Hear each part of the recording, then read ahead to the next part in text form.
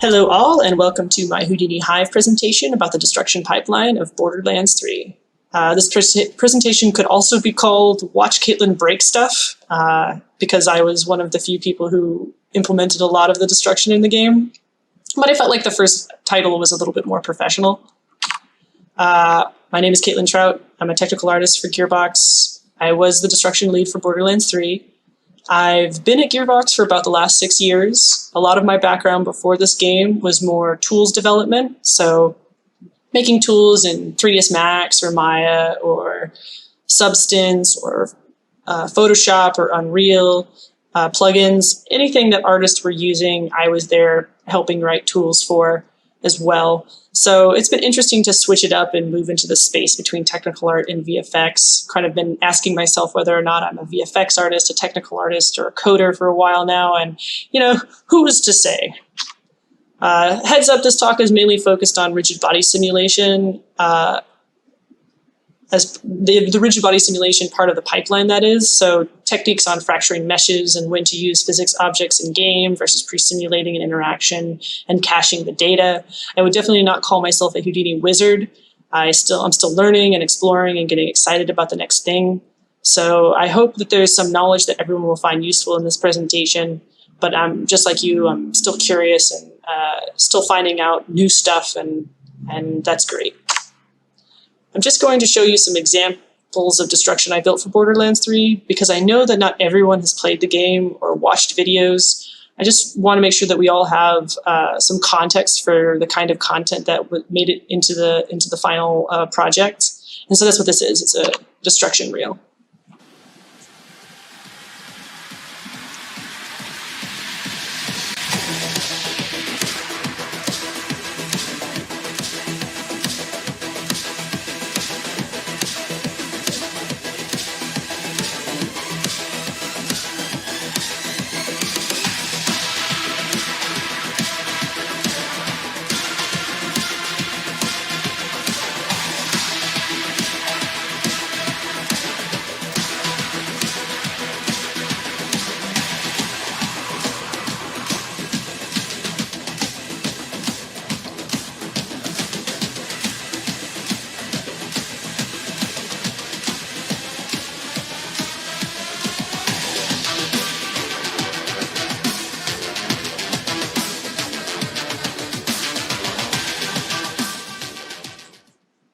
So the spoilers there at the end. The audio, by the way, is from the game, and our audio team was nice enough to send me some of those files. So thanks, guys. You guys rock. There's a lot of different kinds of destruction in that video in terms of gameplay implications. I mean, everything from destructible cover, lootables, mission scripted events, all the way to cinematics. This was a new feature, so its pipeline was explorative and constantly evolving. I tried using other 3D tools for fractured mesh generation, like NVIDIA's Physics Lab or 3ds Max, but without proceduralization, the iteration loop was stifling. So I picked up Houdini for the first time to take a look at their established toolset. And fortunately, I had direct support from other technical artists, like Luis at Side Effects and our Quebec studio had a lot of previous experience, and they were very patient. Thanks, guys, for answering my silly questions and getting me up to speed. Ultimately, I'll be discussing 2 very separate destruction pipelines based on these 3 very important questions. Does it impact gameplay? Is it used in multiple locations? Does it need to break in a specific way? So basically we have, based on those answers, we have real-time physics, things that are simulated based on game forces and guns and damage through the Apex plugin. And then there's simulating something completely in Houdini, caching that simulation and playing it back as an animation inside Unreal. So we're going to start with real-time physics because that's where we started in the actual pipeline in developing the game. So often, a big hurdle in game development is getting the team on board for supporting a new feature. I needed to put together working gameplay examples of physics assets that were universal for any map and combat setting, and I needed to create them really quickly. So no art? Well, no problem. I used Houdini to create some gray box assets to help refine our gameplay blueprints and prove out their fun factor. These types of temp assets were added into early levels to get feedback, and as soon as possible, from different departments, the better. you want to make sure that you aren't missing something crucial for later in the pipeline. And we have a tendency to speak very abstractly in development. And until you really hand someone something and say, here it is, here's the box, and here's it breaking, they don't understand what you're talking about until you do. And they're like, oh, okay, now I get it. After testing and getting that feedback from other teams about our restrictions, I discovered one of our first pipeline problems. I needed to create assets with consistent chunk sizes. Chunks needed to be large enough to be readable and react well to real-time physics and game forces, and they also needed to be homogenized so the audio and particle effects could be kept generic and save on memory. So I created a suite of simple modular subnetworks to help with this problem, which I have a video to demonstrate. So here you can see some standard ceramic pottery assets. And yes, I could use a simple Verone fracture and scatter like 10 points and get debris. But you'll notice that the chunk sizes are not consistent and the smaller pieces will be too lightweight to read well in game. I created a subnet literally called homogenized chunks, which depending on the ideal chunk size inputted, would scatter the appropriate amount of points based on the bounding box or surface area of the mesh.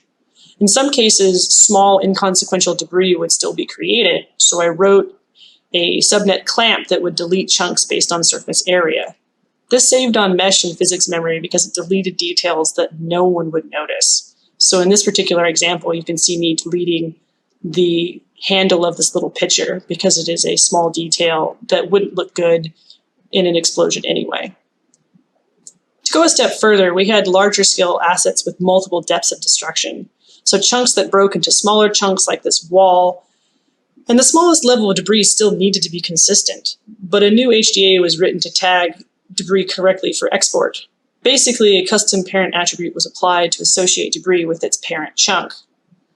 With large destructibles, not every piece of debris needed to be exported. So I wrote an additional subnet delete chunks at random, which is what you see here. Me changing the seed and getting a lot of different variation and possible looks. These subnets really were my bread and butter for creating a lot of our really simple level destructibles. Speaking of multi-depth destruction, in order to get the right hierarchy into Unreal, I wrote a little Python code to export it seamlessly, remember based on that custom parent attribute in my toolset. It essentially packaged up the chunks into separate geometry nodes like so. It should be noted that we also had to modify the destructible mesh import process in Unreal to read this hierarchy correctly. Everything had to be a little bit custom because it was brand new and it was necessary for our very specific pipeline. My simple and modular little library could only go so far. I explored other techniques for creating debris that I will show you. There were times where I'd want to hand draw a fracture edge, so I started drawing curves on the surface and then just projecting out from the point normal. This created like a cookie cutter geometry that would be used as part of the Boolean SOP. I would sometimes use the ray node to help line up my curves, or like here with the egg shape, I transfer normals from the object and then project towards the center, creating the slice geometry. And you can see it here working as I slice this more organically into two. Other times I'd be handed meshes with disconnected pieces of geometry, so I'd have to group and use the name SOP to make sure important details weren't lost. And you can do any number of chunks that way, where you just hand select groups and pieces and then use your name SOP to procedurally generate your different pieces. Basically, the exporter was only ever looking for named primitive sets. Combining these with the pure procedural bits, I could make a lot of different chunks and variation. We imported them into the destructible mesh editor as an FBX file, so that their collision could be generated by Apex and physics simulation could be calculated in game in real time. Because the physics plugin created collision for us, we needed to make the rendered meshes with that specifically in mind. And basically, what I mean by that is debris needed to be relatively convex. Concave shapes would cause intersecting collision bugs, or the jittering bugs you would see. And fortunately, if I noticed that type of intersecting collision or jitter, I could toggle a few procedural parameters in in a Houdini and re-import them into Unreal. And that would fix most issues. And this made this process so much better because being able to do that was unheard of with my other 3D software packages. I couldn't just slightly change one of the chunks or like add a random seed to give me just a slightly different breakage point, right, to give me better collision. So being able to do that in Houdini made this process so much better. I sat down with our content art lead and we hashed out the plan to make kits for each major biome and planet environment. Due to gray box testing, we pivoted to make sure destructible cover was a focus in each one of them. I mean, it added to gameplay, to gunplay, and the chaos of combat, and it just seemed to be universally liked. Here's an example of the kit we made for Promethea, and you'll notice most of it is like concrete cover and glass. And this gave the illusion that the world was way more interactable than it actually was, because we put these in tense combat situations and you would see bullets flying at you, striking through a glass panel or onto a concrete barrier and exploding, and it would just add this level of polish to the encounter. And also, I'd like to take a moment to point out how important it is to get allies from other departments when creating a new feature.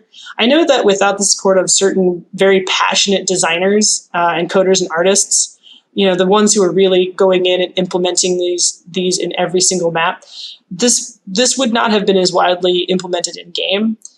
So you guys know who you are, you champions of destruction. Just want to say thank you, because we definitely made sure this was everywhere and it was a lot of fun. So next problem, for larger set pieces, we needed to get away from the real-time simulation. It was just too costly, and we couldn't art direct it the way we wanted to. So we had to move into a pre-cached sort of simulation inside Houdini that we would play as an animation. The good news is Houdini had an established destruction toolset with the ability to create complicated constraint networks. So when there was a set piece like this crumbling statue, I exported parts of the level geometry and just simmed away, right? Here you can see two separately animated glue constraints, sort of animating up the fissure to create this crumbling effect. The animation was wanted for a cinematic set piece, so I got to design all of the way that it crumbled in the chunks and everything else to what felt right in the moment. These chunks had to be big up top because this was a large statue asset and it needed to have weight when it fell.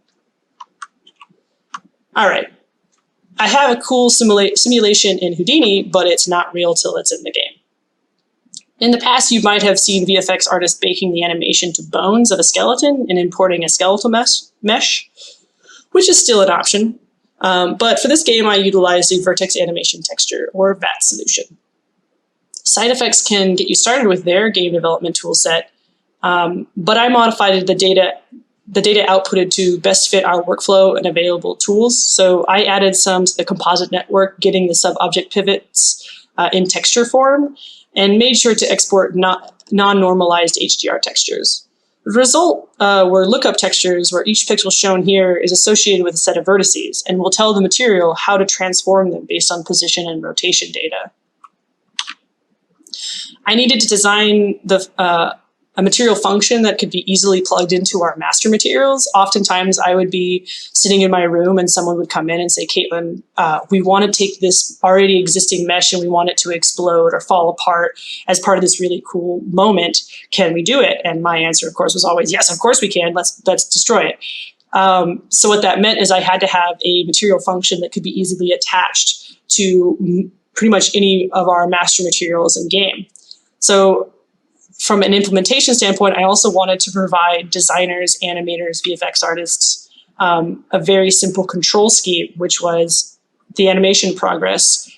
You just take it from 0 to 1. It's a single parameter and it will play the whole animation. And when I explained it that way to other people on the team, they were immediately like, oh, I get it.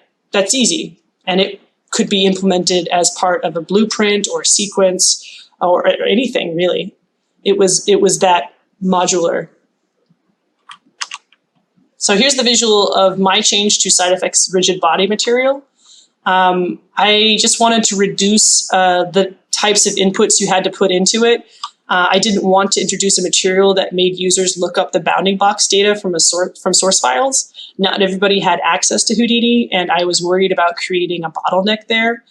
And we also had something called a texture load node, which allowed us to direct access pixel data. So we didn't have to use a texture sample that, and we didn't have to translate from, 0 to 1 and back again. So this is just what I changed about it based on what we had available to us. You can absolutely use side effects as out of the box solution in the game development toolset for whatever you need. But I just thought I would show you what our solution was.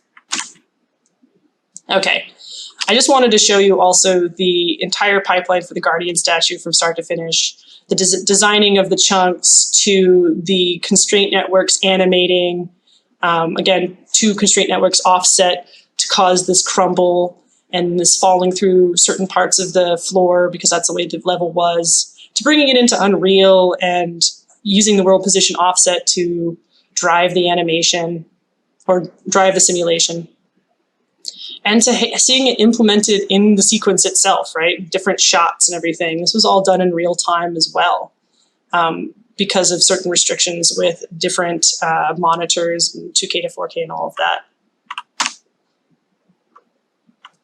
All right, that's cool, Caitlyn, but can we make it cheaper? Here's the problem that I think we as technical and VFX artists, we are always asking ourselves. There's no end to this question, right? Do we need this much data for each situation? Can we distill the interaction down further? Can it be simpler, right? Removing processes from the CPU and accelerating them through the GPU because that's better. It became more prevalent as we started setting up more and more big set pieces, right? Because there was so much else going on. We needed to save in memory and in simulation time.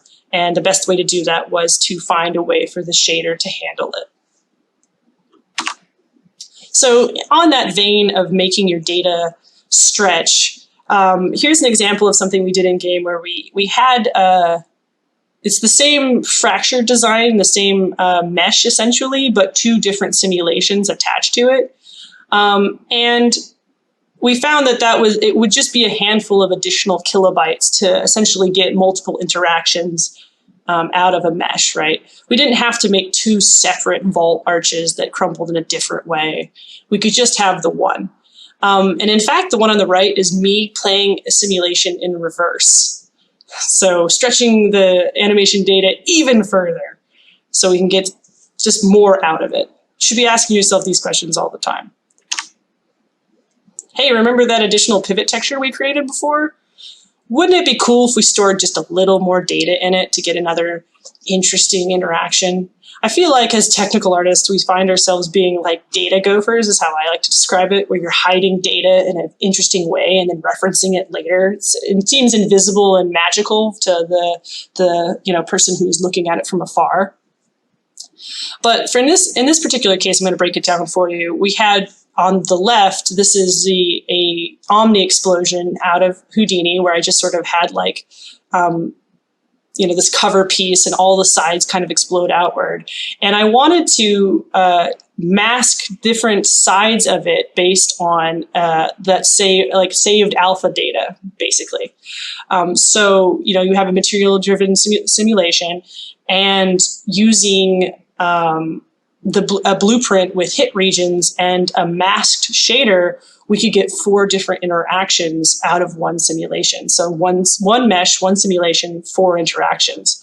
And this is definitely something that I started pushing towards the very end, just as ways to get more destruction in scene, right? So I always want to break everything now.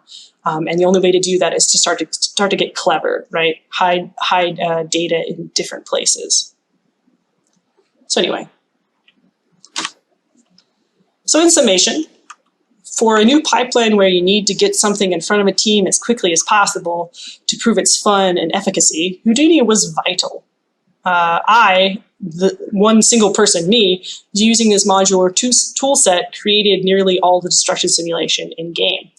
I would say 95% of it was me. There were some other people who helped here and there, but the idea that one person could create this breadth of gameplay and cinematic interaction, it just wouldn't have been possible without Houdini. So I'm just so happy that I learned it for this game, and I look forward to using it in future to help, get things in front of people sooner, which is so important in game development in general, right? You got to get something in the game, show it to people, have them make it fun, and make sure it's good.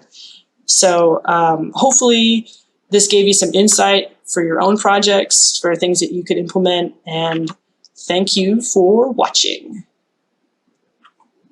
So you got Maya exploding that thing in the middle. It's pretty cool. Yeah.